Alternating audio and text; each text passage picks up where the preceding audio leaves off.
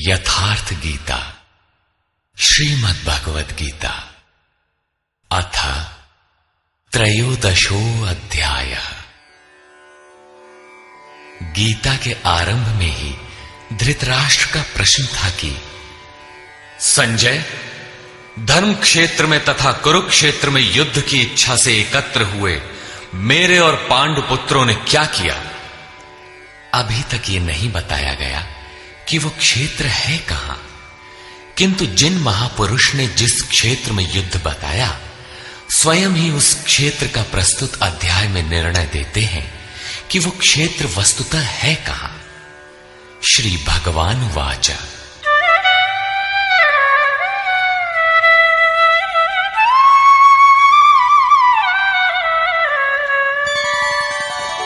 इदं शरीरं कौन्तेय क्षेत्रमित्यभिधीयते एतद्यो वेत्ति तं प्राहुः क्षेत्रज्ञ इति तद्विदः। कौन्तेय, ये शरीर ही एक क्षेत्र है और इसको जो भली प्रकार जानता है वो क्षेत्रज्ञ है। वो उसमें फंसा नहीं है बल्कि उसका संचालक है, ऐसा उस तत्व को विदित करने वाले महापुरुषों ने कहा है।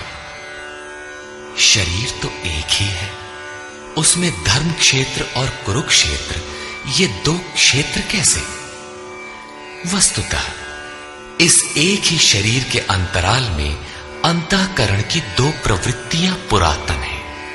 एक तो परम धर्म परमात्मा में प्रवेश दिलाने वाली पुण्यमयी प्रवृत्ति दैवी संपत्ति है और दूसरी है आसुरी संपत्ति, दूषित दृष्टिकोण से जिसका गठन है, जो नश्वर संसार में विश्वास दिलाती है। जब आसुरी संपत्ति का बाहुल्य होता है तो यही शरीर कुरुक्षेत्र बन जाता है और इसी शरीर के अंतराल में जब दैवी संपत्ति का बाहुल्य होता है तो यही शरीर धर्म क्षेत्र कहलाता है। ये चढ़ाव उतार बराबर लगा रहता है, किंतु तत्वदर्शी महापुरुष के सान्निध्य से जब कोई अनन्य भक्ति द्वारा आराधना में प्रवृत्त होता है तो दोनों प्रवृत्तियों में निर्णायक युद्ध का सूत्रपात हो जाता है। क्रमशः दैवी संपत्ति का उत्थान और आसुरी संपत्ति का शमन हो जाता है। आसुरी संपत्ति के सर्वथा शमन के उपरांत परम के दिग्दर्शन की अवस्था आती है। दर्शन के साथ ही दैवी संपत्ति की आवश्यकता समाप्त हो जाती है, अतः वो भी परमात्मा में स्वतः विलय हो जाती है। भजने वाला पुरुष परमात्मा में प्रवेश पा जाता है। 11वें अध्याय में अर्जुन ने देखा कि कौरव पक्ष के अनंतर पांडव पक्ष के योद्धा भी योगेश्वर में विलीन होते जा रहे हैं। इस विलय के पश्चात पुरुष का जो स्वरूप है वही क्षेत्रज्ञ है। आगे देखें। क्षेत्रज्ञं चापि मां विद्धि सर्वक्षेत्रेषु भारत क्षेत्र क्षेत्रज्ञयोर्ज्ञानं यत्तज्ज्ञानं मतं मम। हे अर्जुन, तू सब क्षेत्रों में क्षेत्रज्ञ मुझे ही जान, अर्थात मैं भी क्षेत्रज्ञ हूं। जो इस क्षेत्र को जानता है वो क्षेत्रज्ञ है, ऐसा उसे साक्षात जानने वाले महापुरुष कहते हैं। और श्री कृष्ण कहते हैं कि मैं भी क्षेत्रज्ञ हूं, अर्थात श्री कृष्ण भी एक ही योगेश्वर ही थे। क्षेत्र और क्षेत्रज्ञ अर्थात विकार सहित प्रकृति और पुरुष को तत्व से जानना ही ज्ञान है, ऐसा मेरा मत है। अर्थात साक्षात्कार सहित इनकी जानकारी का नाम ज्ञान है, कोरी बहस का नाम ज्ञान नहीं है। तत्क्षेत्रं यच्च यादृक् यद्विकारी यतश्च यत् स च यो यत्प्रभावश्च तत्समासेन मे शृणु। वो क्षेत्र जैसा है और जिन विकारों वाला है तथा जिस कारण से हुआ है, तथा वो क्षेत्रज्ञ भी जो है और जिस प्रभाव वाला है, वो सब मुझसे संक्षेप में सुन। अर्थात क्षेत्र विकार वाला है, किसी कारण से हुआ है, जबकि क्षेत्रज्ञ केवल प्रभाव वाला है। मैं ही कहता हूं, ऐसी बात नहीं है, ऋषि भी कहते हैं।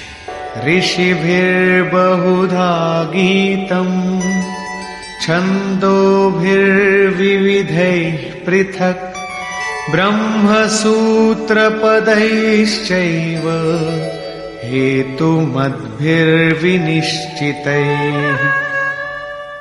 ये क्षेत्र और क्षेत्रज्ञ का तत्व ऋषियों द्वारा बहुत प्रकार से गायन किया गया है तथा नाना प्रकार से वेदों की मंत्रणा द्वारा विभाजित करके भी कहा गया है तथा विशेष रूप से निश्चित किए हुए युक्ति युक्त ब्रह्म सूत्र के वाक्यों द्वारा भी वही कहा गया है। अर्थात वेदांत, महर्षि, ब्रह्म सूत्र और हम एक ही बात कहने जा रहे हैं। श्री कृष्ण वही कहते हैं जो इन सब ने कहा है। क्या शरीर अर्थात क्षेत्र इतना ही है जितना दिखाई देता है? इस पर कहते हैं,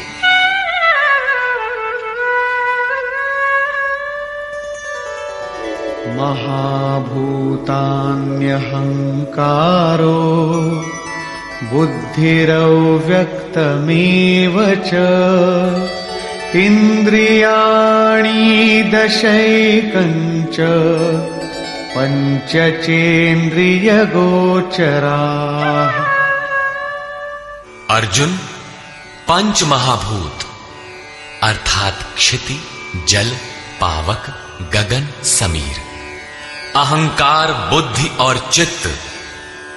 चित्त का नाम न लेकर उसे अव्यक्त परा प्रकृति कहा गया, अर्थात मूल प्रकृति पर प्रकाश डाला गया है, जिसमें परा प्रकृति भी सम्मिलित है।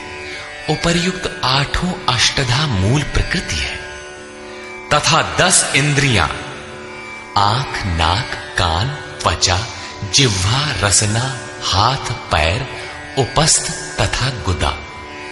एक मन और 5 इंद्रियों के विषय रूप, रस, गंध, शब्द और स्पर्श तथा इच्छा, द्वेषः, सुखं दुःखं, संघातश्चेतना, धृतिः, एतत् क्षेत्रं समासेन सविकारमुदाहृतम्। इच्छा, द्वेष, सुख दुख और सबका समूह स्थूल देह का ये पिंड, चेतना और धैर्य, इस प्रकार ये क्षेत्र विकारों सहित संक्षेप से कहा गया। संक्षेप में यही क्षेत्र का स्वरूप है जिसमें बोया हुआ भला और बुरा बीज संस्कारों के रूप में उगता है। शरीर ही क्षेत्र है। शरीर में गारा मसाला किस वस्तु का है? तो यही 5 तत्व, 10 इंद्रियां, 1 मन इत्यादि जैसा लक्षण ऊपर गिनाया गया है। इन सब का सामूहिक संघात पिंड शरीर है। जब तक ये विकार रहेंगे तब तक ये पिंड भी विद्यमान रहेंगे, इसलिए कि ये विकारों से बना है। अब उस क्षेत्रज्ञ का स्वरूप देखें जो इस क्षेत्र में लिप्त नहीं बल्कि उससे निवृत्त है।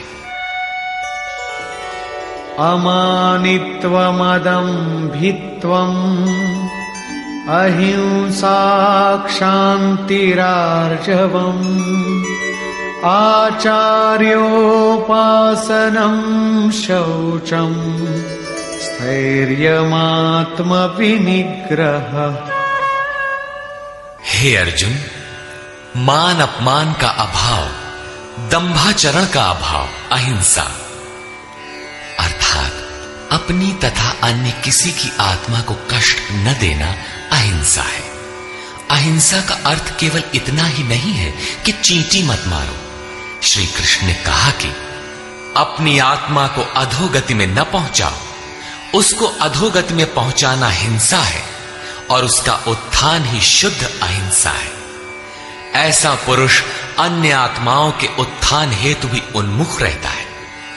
हां, इसका आरंभ किसी को ठेस न पहुंचाने से होता है, ये उसी का एक अंग प्रत्यंग है। अतः अहिंसा, क्षमा भाव, मन वाणी की सरलता, आचार्योपासना अर्थात श्रद्धा भक्ति सहित सद्गुरु की सेवा और उनकी उपासना, पवित्रता, अंतःकरण की स्थिरता, मन और इंद्रियों सहित शरीर का निग्रह और इंद्रियार्थेषु वैराग्यम अनहंकार एव च जन्म मृत्यु जरा व्याधि दुख दोषानुदर्शनम। इस लोक और परलोक के देखे सुने भोगों में आसक्ति का अभाव, अहम का अभाव, जन्म मृत्यु, वृद्धावस्था, रोग और भोगादि में दुख दोष का बारंबार चिंतन, असक्तिरनभिष्वंगः पुत्रदार गृहादिषु नित्यं च समचित्तत्वम् इष्टानिष्टोपपत्तिषु। पुत्र, स्त्री, धन और गृहादि में आसक्ति का अभाव, प्रिय तथा अप्रिय की प्राप्ति में चित्त का सदैव सम रहना,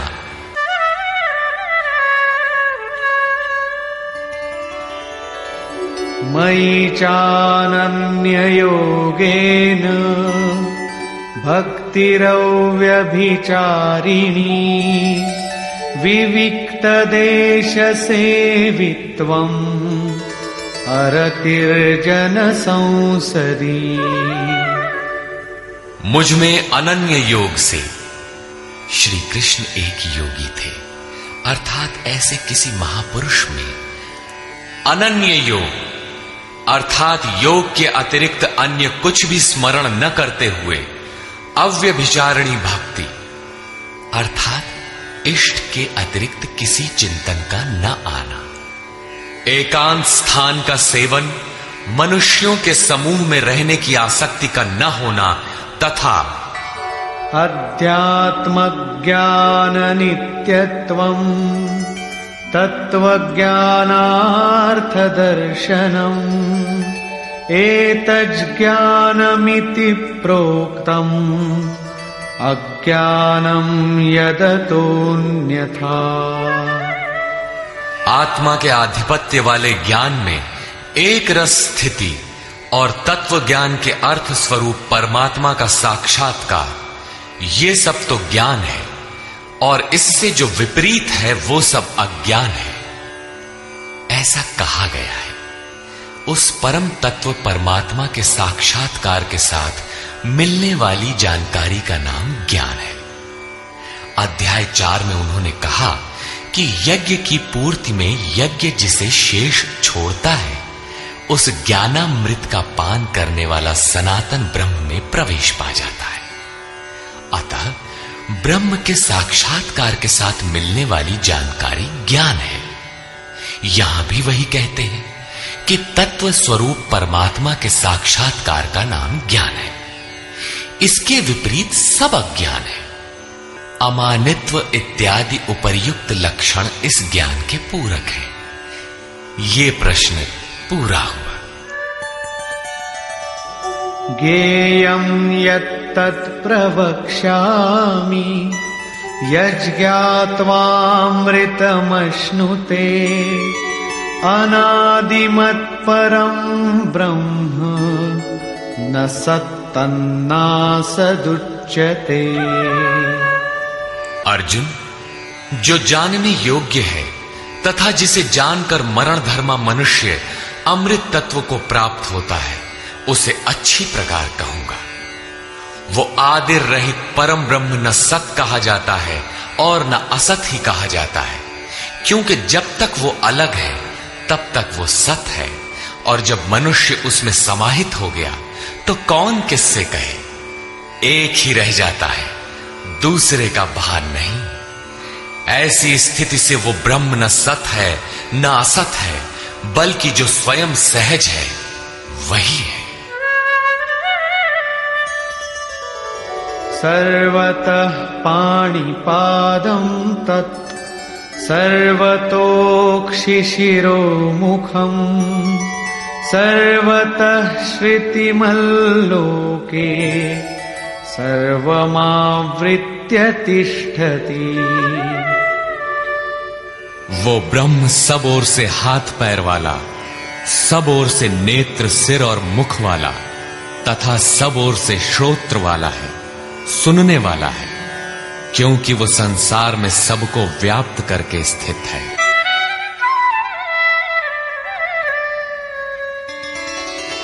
सर्वेन्द्रिय गुणाभासं सर्वेन्द्रिय विवर्जितम् असक्तं सर्वभृच्चैव निर्गुणं गुणभोक्तृ च।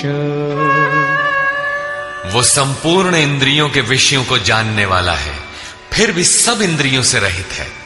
वो आसक्ति रहित, गुणों से अतीत होने पर भी सबको धारण और पोषण करने वाला और सभी गुणों को भोगने वाला है, अर्थात एक एक करके सभी गुणों को अपने में लय कर लेता है।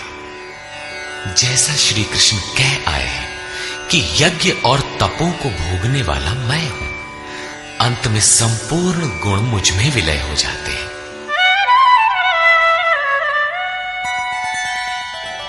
बहिरन्तश्च भूतानाम् अचरं चरमेव च सूक्ष्मत्वात् तदविज्ञेयम् दूरस्थं चान्तिके च तत्। वो ब्रह्म सभी जीवधारियों के बाहर भीतर परिपूर्ण है। चर और अचर रूप भी वही है। सूक्ष्म होने से वो दिखाई नहीं पड़ता, अविज्ञेय है, मन इंद्रियों से परे है तथा अति समीप और दूर भी वही है। अविभक्तं च भूतेषु विभक्तमिव च स्थितं भूतभर्तृ च तज्ज्ञेयम् ग्रसिष्णु प्रभविष्णु च। अविभाज्य होकर भी वो संपूर्ण चराचर भूतों में अलग अलग के सदृश प्रतीत होता है। वो जानने योग्य परमात्मा समस्त भूतों को उत्पन्न करने वाला, भरण और पोषण करने वाला और अंत में संहार करने वाला है। यहां बाह्य और आंतरिक दोनों भावों की ओर संकेत किया गया है। जैसे बाहर जन्म और भीतर जागृति, बाहर पालन और भीतर योग क्षेम का निर्वाह, बाहर शरीर का परिवर्तन और भीतर सर्वस्व का विलय, अर्थात भूतों की उत्पत्ति के कारणों का लय और उस लय के साथ ही अपने स्वरूप को प्राप्त हो जाता है। ये सब उसी ब्रह्म के लक्षण है।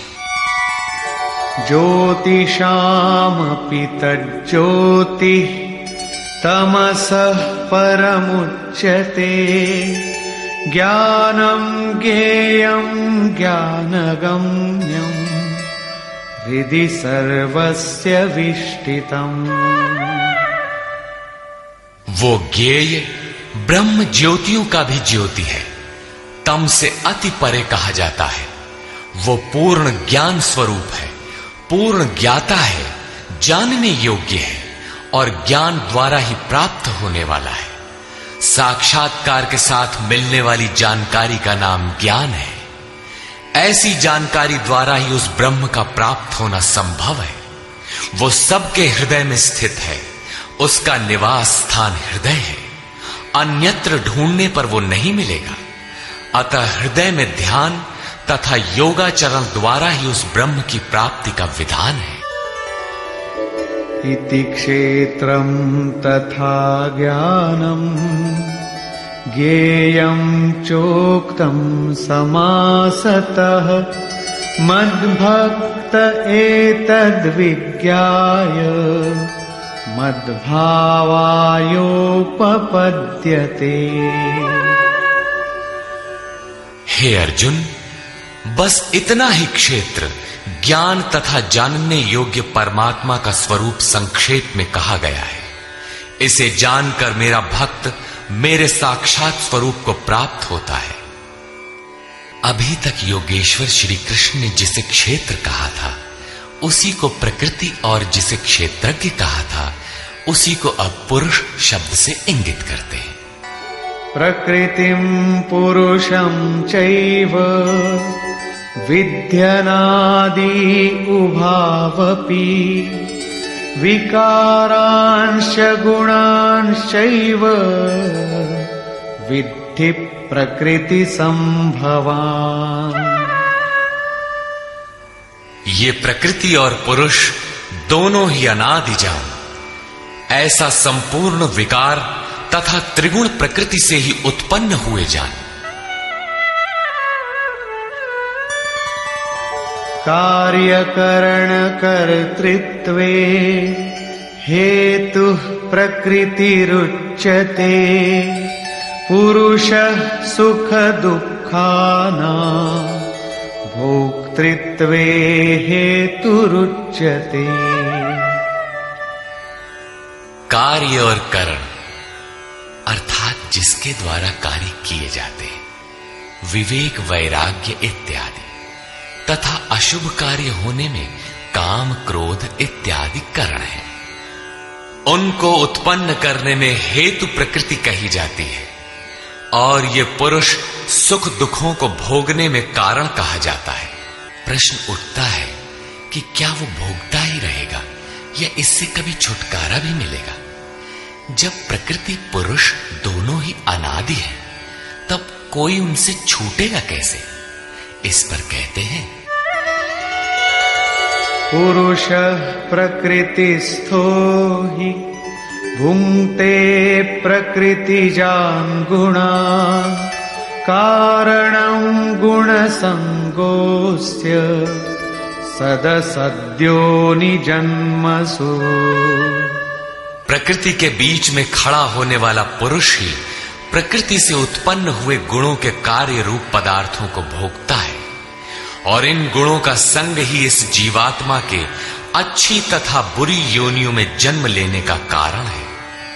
ये कारण अर्थात प्रकृति के गुणों का संग समाप्त होने पर ही जन्म मृत्यु से मुक्ति मिलती है। अब उस पुरुष पर प्रकाश डालते हैं कि वो किस प्रकार प्रकृति में खड़ा है। उपद्रष्टानुमन्ता च भर्ता भोक्ता महेश्वरः परमात्मेति चाप्युक्तो देहेऽस्मिन् पुरुषः परः। वो पुरुष उपद्रष्टा, हृदय देश में बहुत ही समीप, हाथ पांव मन जितना आपके समीप है उससे भी अधिक समीप दृष्टा के रूप में स्थित है। उसके प्रकाश में आप भला करें बुरा करें, उसे कोई प्रयोजन नहीं है। वो साक्षी के रूप में खड़ा है।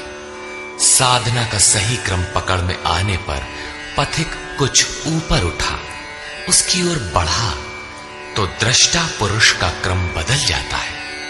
वो अनुमंता अनुमति प्रदान करने लगता है, अनुभव देने लगता है। साधना द्वारा और समीप पहुंचने पर वही पुरुष भर्ता बनकर भरण पोषण करने लगता है, जिसमें आपके योग क्षेम की भी व्यवस्था कर देता है। साधना और सूक्ष्म होने पर वही भोक्ता हो जाता है।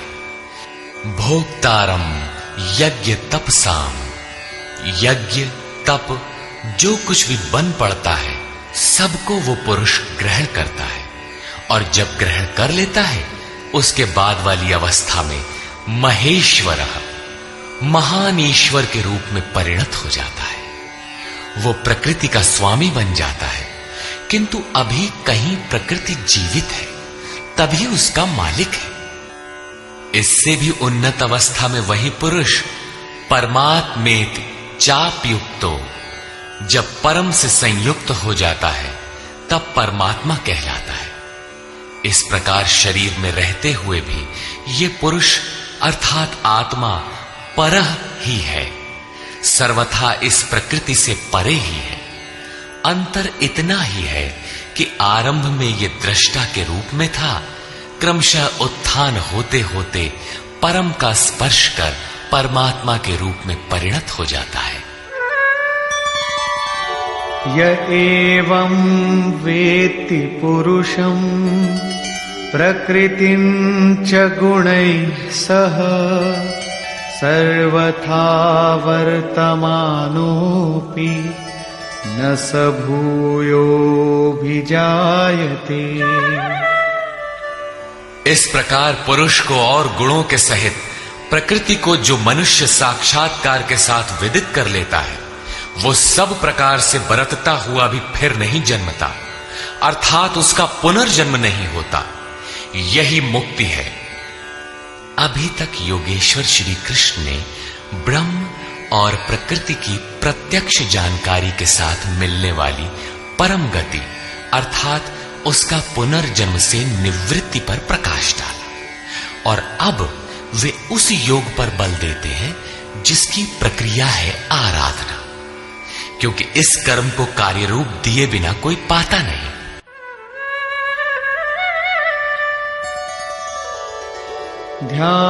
ध्यानेनात्मनि पश्यन्ति केचिदात्मानमात्मना अन्ये सांख्येन योगेन कर्मयोगेन चापरे। हे अर्जुन, उस आत्मानम परमात्मा को कितने ही मनुष्य तो आत्मना अपने अंतर चिंतन से ध्यान के द्वारा आत्मनि हृदय देश में देखते हैं, कितने ही सांख्य योग के द्वारा अर्थात अपनी शक्ति को समझते हुए उसी कर्म में प्रवृत्त होते हैं, और अन्य बहुत से उसे निष्काम कर्म योग द्वारा देखते हैं, समर्पण के साथ उसी नियत कर्म में प्रवृत्त होते हैं। प्रस्तुत श्लोक में मुख्य साधन है ध्यान। उस ध्यान में प्रवृत्त होने के लिए सांख्य योग और निष्काम कर्म योग दो धाराएं हैं। अन्ये त्वेवमजानन्तः श्रुत्वान्येभ्य उपासते तेऽपि चातितरन्त्येव मृत्युं श्रुतिपरायणा।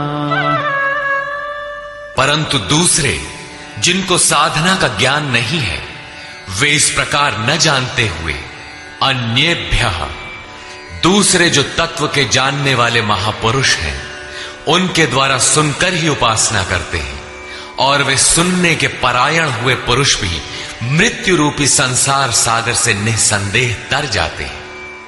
अतः कुछ भी पार न लगे तो सत्संग करें। यावत् संजायते किंचित सत्वं स्थावर जंगमम् क्षेत्र क्षेत्रज्ञ संयोगात् तद्विद्धि भरतर्षभ। हे अर्जुन, यावन मात्र जो कुछ भी स्थावर जंगम वस्तुएं उत्पन्न होती है, उन संपूर्ण को तू क्षेत्र और क्षेत्रज्ञ के संयोग से ही उत्पन्न हुई जान। प्राप्ति कब होती है, इस पर कहते हैं समं सर्वेषु भूतेषु तिष्ठन्तं परमेश्वरं विनश्यत्स्व विनश्यन्तं यः पश्यति स पश्यति। जो पुरुष विशेष रूप से नष्ट होते हुए चराचर सभी भूतों में नाश रहित परमेश्वर को समभाव से स्थित देखता है, वही यथार्थ देखता है। अर्थात उस प्रकृति के विशेष रूप से नष्ट होने पर ही वो परमात्म स्वरूप है, इससे पहले नहीं। इसी पर पीछे अध्याय 8 में भी कहा था, भूत भावोद्भव करो विसर्गः कर्म संज्ञितः। भूतों के वे भाव जो भले अथवा बुरे कुछ भी संस्कार संरचना करते हैं, उनका मिट जाना ही कर्मों की पराकाष्ठा है। उस समय कर्म पूर्ण है। वही यहां भी कहते हैं कि जो चराचर भूतों को नष्ट होते हुए और परमेश्वर को समभाव से स्थित देखता है, वही सही देखता है।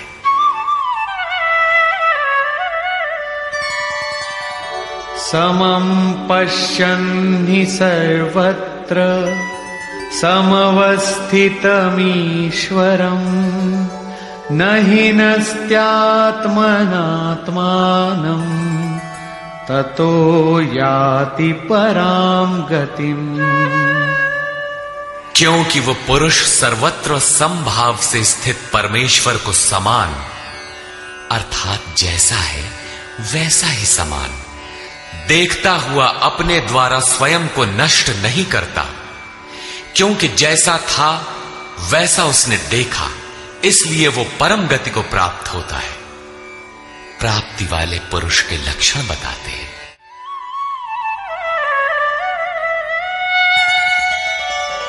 प्रकृत्यैव च कर्माणि क्रियमाणानि सर्वशः यः पश्यति तथात्मानम् अकर्तारं स पश्यति। जो पुरुष संपूर्ण कर्मों को सब प्रकार से प्रकृति द्वारा ही किया जाता देखता है, अर्थात जब तक प्रकृति है तभी तक कर्मों का होना देखता है, तथा आत्मा को अकर्ता देखता है, वही यथार्थ देखता है।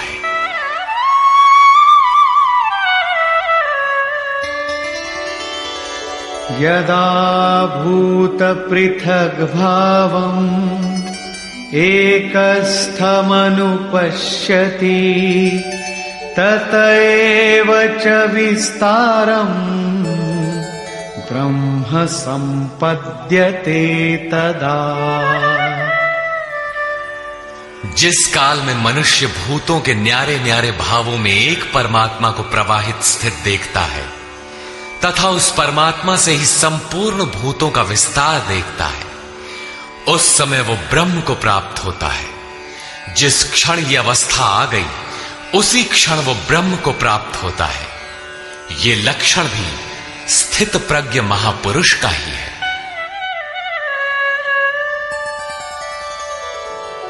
अनादित्वान् निर्गुणत्वात् परमात्मायमव्ययः शरीरस्थोऽपि कौन्तेय न करोति न लिप्यते। कौन्तेय, अनादि होने से और गुणातीत होने से ये अविनाशी परमात्मा शरीर में स्थित होते हुए भी वास्तव में न करता है और न लिप्त ही होता है। किस प्रकार?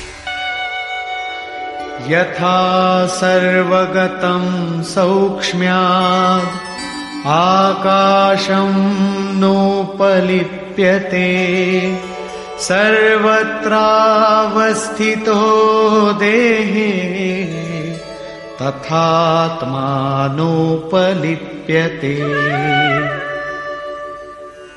जिस प्रकार सर्वत्र व्याप्त हुआ आकाश सूक्ष्म होने के कारण लिप्त नहीं होता, ठीक वैसे ही सर्वत्र देह में स्थित हुआ भी आत्मा गुणातीत होने के कारण देह के गुणों से लिप्त नहीं होता। आगे कहते हैं,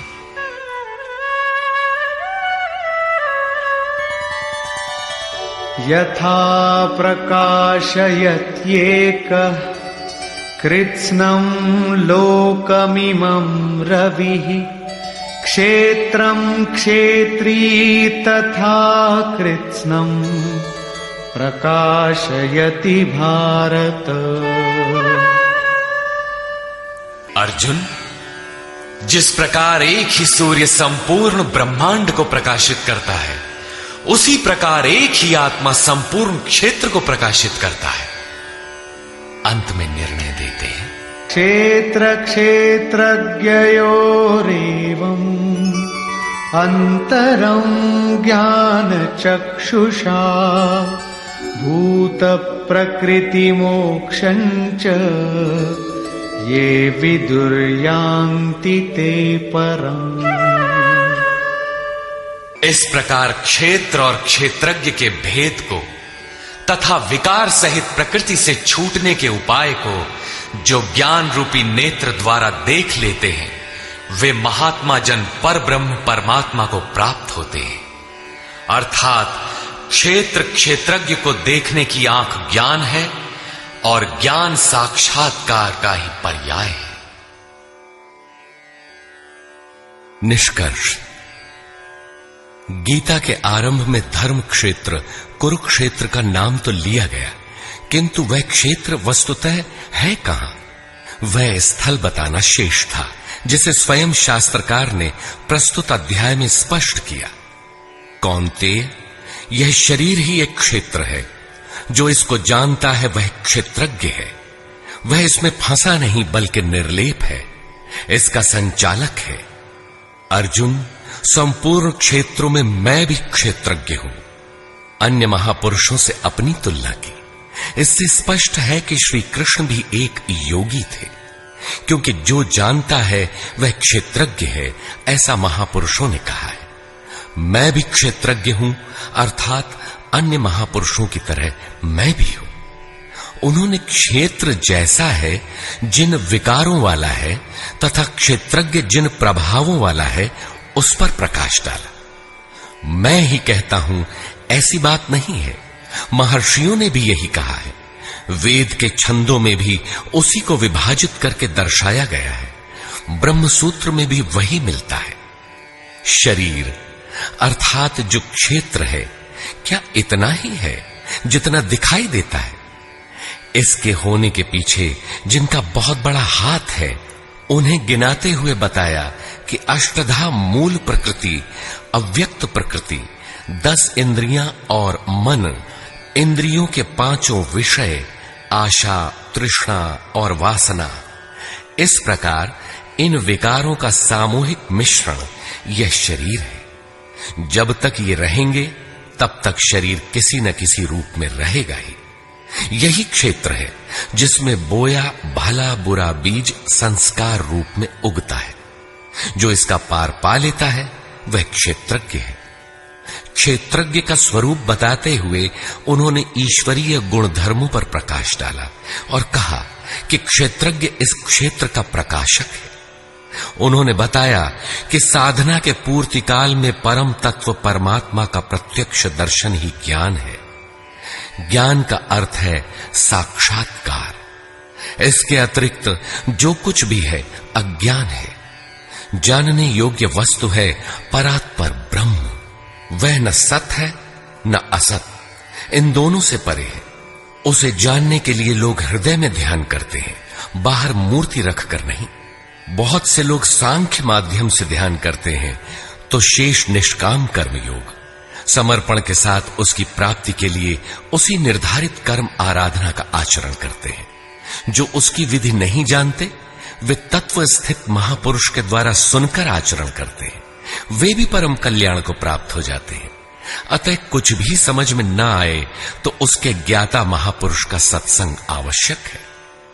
स्थित प्रज्ञ महापुरुष के लक्षण बताते हुए योगेश्वर श्री कृष्ण ने कहा कि जैसे आकाश सर्वत्र सम रहता हुआ भी निर्लेप है, जैसे सूर्य सर्वत्र प्रकाश करते हुए भी निर्लेप है, ठीक इसी प्रकार स्थित प्रज्ञ पुरुष सर्वत्र सम ईश्वर को जैसा है वैसा ही देखने की क्षमता वाला पुरुष क्षेत्र से अथवा प्रकृति से सर्वथा निर्लेप है। अंत में उन्होंने निर्णय दिया कि क्षेत्र और क्षेत्रज्ञ की जानकारी ज्ञान रूपी नेत्रों द्वारा ही संभव है। ज्ञान, जैसा कि पीछे बताया गया, उस परमात्मा के प्रत्यक्ष दर्शन के साथ मिलने वाली जानकारी है। शास्त्रों को बहुत रटकर दोहराना ज्ञान नहीं, बल्कि अध्ययन तथा महापुरुष को उस कर्म को समझकर उस कर्म पर चलकर मन सहित इंद्रियों के निरोध और उस निरोध के भी विलय काल में परम तत्व को देखने के साथ जो अनुभूति होती है, उसी अनुभूति का नाम ज्ञान है। क्रिया आवश्यक है। इस अध्याय में मुख्यतः क्षेत्रज्ञ का विस्तार से वर्णन किया गया। वस्तुतः क्षेत्र का स्वरूप व्यापक है।